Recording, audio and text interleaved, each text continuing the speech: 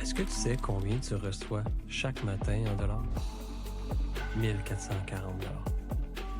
Mais c'est pas vraiment en argent, c'est en minutes.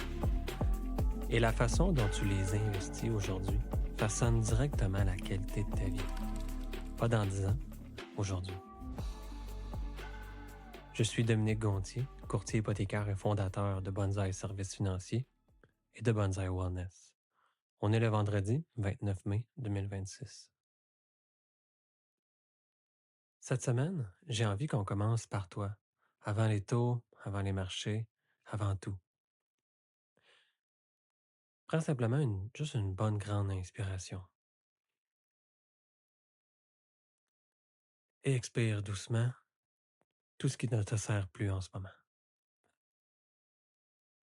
Allez, on y va. Chaque matin, tu reçois exactement 1440 dollars. Pas en argent, en minutes. C'est ton compte quotidien identique pour tout le monde.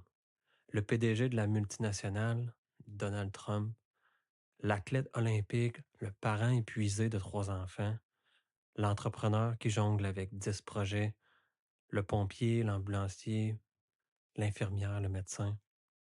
Tout le monde en reçoit au même montant. Pas plus que toi. Et personne ne peut t'en voler. Alors la question n'est pas de savoir si tu as le temps. La question c'est comment tu investis ces 1440 dollars chaque jour.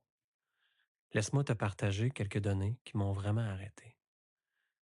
25% des adultes investissent 0 minute en mouvement intentionnel. Zéro. Pas 5 minutes, pas 2, zéro. Un autre, 25% en investit un peu, mais pas assez pour vraiment protéger leur santé à long terme. Ce qui veut dire que la moitié des adultes n'atteint même pas le seuil minimal pour prendre vraiment soin d'eux.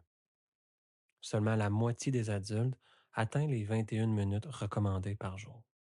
21 minutes. On va s'arrêter une seconde. 21 minutes, c'est 1,5% de ton compte quotidien de 1440 dollars. Juste assez pour protéger ton cœur, soutenir ton système nerveux, réduire significativement le risque de maladies chroniques.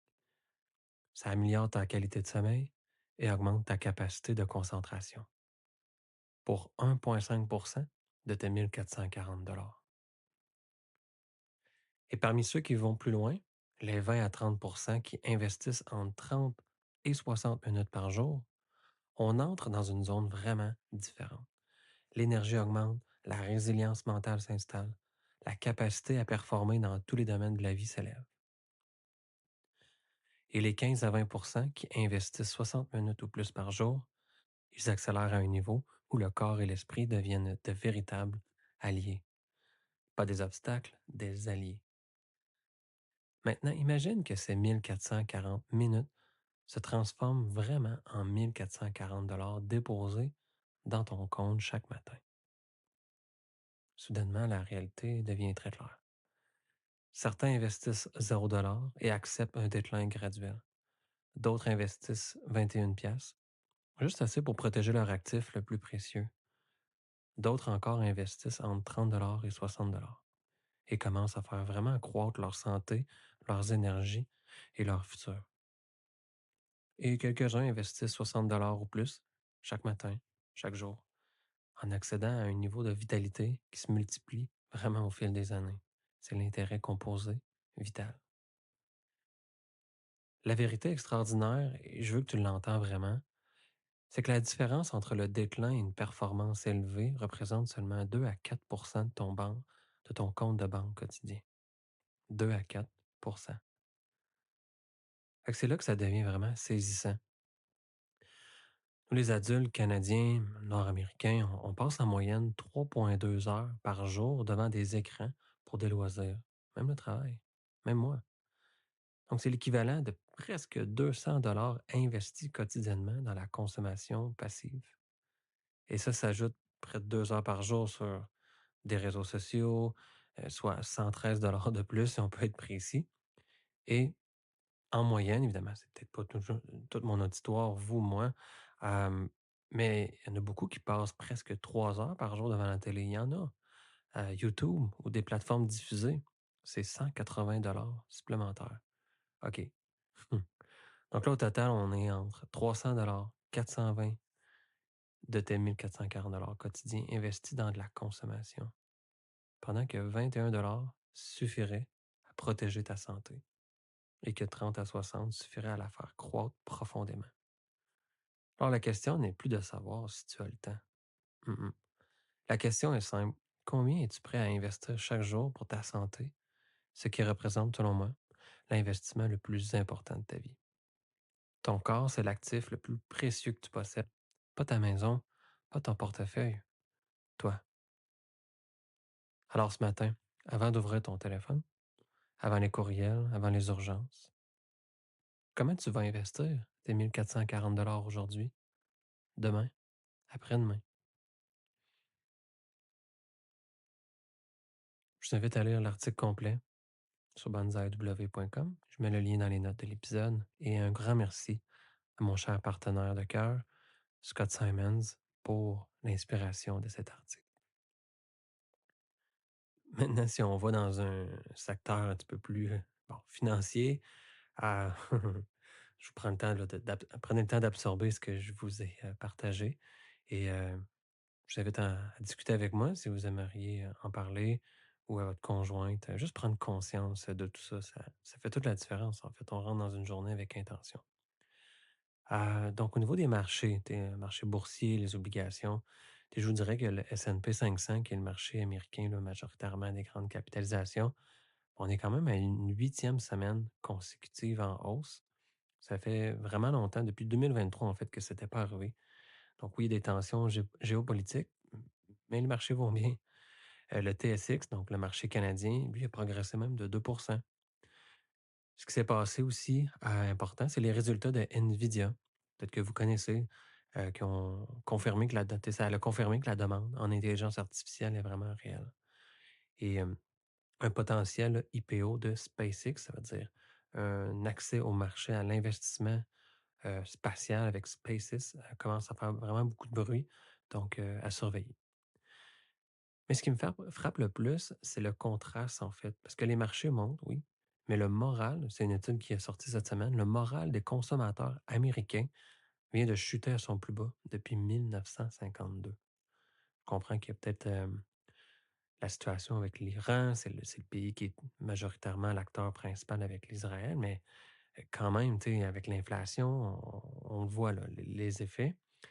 Donc, la Bank of America a même sorti là, une prédiction qu'on pourrait revoir encore l'inflation remonter à 5. Donc, les marchés regardent en avant, peut-être les yeux fermés, et les ménages vivent le présent. Le ménage, je parle ici des familles, des gens. Alors, c'est à réfléchir. Donc, voilà, c'est exactement dans cet écart que se trouve peut-être le bon rôle d'un bon conseiller. Donc, des fois, ça amène à une certaine prudence, diversification, puis de comprendre l'investisseur. Au niveau des hypothèques, sincèrement, on reste à une moyenne de 4,29 aujourd'hui là, pour un taux 5 ans fixe, taux variable à 3,9 à cause des taux obligataires, que vois-tu, on est à du 3,15 aujourd'hui, on était à du 3,35 il y a une semaine. Il faut rajouter le profit de la banque, donc plus ou moins 1,5 et c'est pour ça qu'on devrait avoir des taux. J'ai des prêteurs à du 4,10, 4,74, excusez-moi. Donc, ça fait du sens, mais on a des banques comme Desjardins, Banque nationale, CBC qui ont une belle marge de manœuvre, qui gardent des taux super compétitifs à 4,30. Donc, une belle opportunité là. Mais c'est toujours par rapport au taux obligatoire. J'ai une annonce importante à vous faire. D'ici quelques semaines, Banzai accueillera officiellement BMO comme prêteur partenaire officiel. Alors, BMO avait quitté le canal des courtiers il y a quasiment 10 ans. Et ben, je vous dirais que le retour là, élargi va concrétiser vraiment vos options. C'est beaucoup par rapport justement à la crédibilité du courtage hypothécaire avec la réglementation avec l'AMF qui a redonné appétit à la banque BMO. C'est une banque aussi là, très avec des programmes militaires, mais ils ont vraiment des beaux produits. Et un qui pourrait vous intéresser, ou en tout cas, souvent, moi, oui, j'ai des options. J'ai réussi vraiment un très beau dossier en ce moment, Airbnb, mais c'est toujours compliqué. Et je suis très, très content de l'arrivée de BMO car ils ont un beau programme pour ça. Ils permettent une qualification là, des revenus réels établis avec la location Airbnb. Il faut majoritairement là, 2 ans avec, les rapports d'impôts personnels, là, l'annexe locative. Donc, bref, je rentre dans les détails, mais ça n'existait pas là, au niveau du résidentiel. Donc, c'était seulement là, soit on considérait aucun revenu, soit il n'y avait pas d'appétit pour la banque, ou on y allait avec une location long terme, voir si ça se qualifiait. Donc, ça, c'est vraiment intéressant. Donc, bien hâte, de pouvoir, vous en parler plus ou tout simplement vous offrir cette belle option. Si vous me trouvez évidemment au niveau du podcast, mais sachez que c'est très bien. Aussi au niveau, écoutez, les placements, fidélité que j'adore au niveau des gestionnaires, des performances, hein, c'est encore impressionnant. Juste mon portefeuille, on va dire, clé en main préféré qui a 85 en action, 15 en position défensive, ben, sur 15 ans, il bat 100 de ses pairs, ce qui veut dire tous les fonds mutuels au complet, valeur mobilière, tout, ben 100 il bat ses pairs. Donc, on a le rendement, parfait, avec 11,11 à jour aujourd'hui, net de frais. Donc on a vraiment, avec un profil croissance, c'est recommandé et le portefeuille est plus revenu mondial, donc quand on veut quelque chose d'un petit peu plus stable, proche de la retraite peut-être, mais encore là, il bat ses pairs au niveau de 15 ans, 10 ans et 5 ans. Alors, magnifique pour ça. C'est pas du marketing sincèrement, mais c'est des données réelles avec des cycles complets incluant 2008, 2020, 2022. Donc c'est là qu'on voit la différence. C'est pour ça que je parle beaucoup de fidélité. J'étais allé chercher vraiment là, je pense une belle recherche avec confiance, puis moi-même j'ai investi avec eux. Hem, voilà, donc c'est ce qui, conclut au niveau du placement et pour terminer mon épisode aujourd'hui, je ne vais pas m'éterniser trop longtemps dans les moments. J'aime y aller peut-être plus profond. Puis justement, heu, je veux rendre encore plus une conclusion un petit peu plus profonde avec 4 questions qui, pour terminer, OK? Hem, voilà. Je vous invite à vraiment y réfléchir, puis à les ressentir. Première question, est-ce que tu sais exactement comment tu investis tes 1 440 chaque jour? Pas en théorie, concrètement. À quoi ressemblent tes 30 premières minutes le matin? Tout se joue là. Donc, fais juste observer. Est-ce que tu es réactif à aller vers le courriel, le téléphone, les réseaux sociaux ou tu es plus en je prends mon temps, grand verre d'eau, je regarde dehors, je prends le temps de respirer, je peux bouger. Juste comme activer. Je pourrais vous donner certaines références d'où d'activation incroyables, mais je vous invite juste à observer. Puis évidemment, là, de voir qu'est-ce que vous pourriez optimiser. Deuxième question, est-ce que tu sais exactement ce que tu payes sur ton hypothèque aujourd'hui et qu'est-ce que tu paierais dans 12 mois si les taux montent de 0,5? Donc, si tu es variable, si tu arrives à renouvellement, même 1. Donc, des fois, c'est d'aller sur un calculateur en ligne, juste voir est-ce que je suis correct? Et même dans 2 ans ou 3 ans, si les taux sont plus élevés de 2, est-ce que je vais être correct encore ou est-ce que je peux le budgéter? Si ça me coûte 300 aujourd'hui, dans 3 ans, est-ce que je mets 300 en CELI, exemple, je l'investis, mais je revois finalement mon budget mensuel, fait que je vais arriver dans 3 ans. Hey, ça fait déjà plusieurs années que je vis avec ce coût mensuel-là, que là, j'ai investi, donc je suis correct. Bref, je vous invite à cette belle réflexion-là. Troisième question, c'est quoi votre stratégie d'investissement et est-ce qu'elle a été revue depuis le début de l'année, depuis que le portrait économique, évidemment, a changé? Donc, je vous invite à réfléchir là-dessus.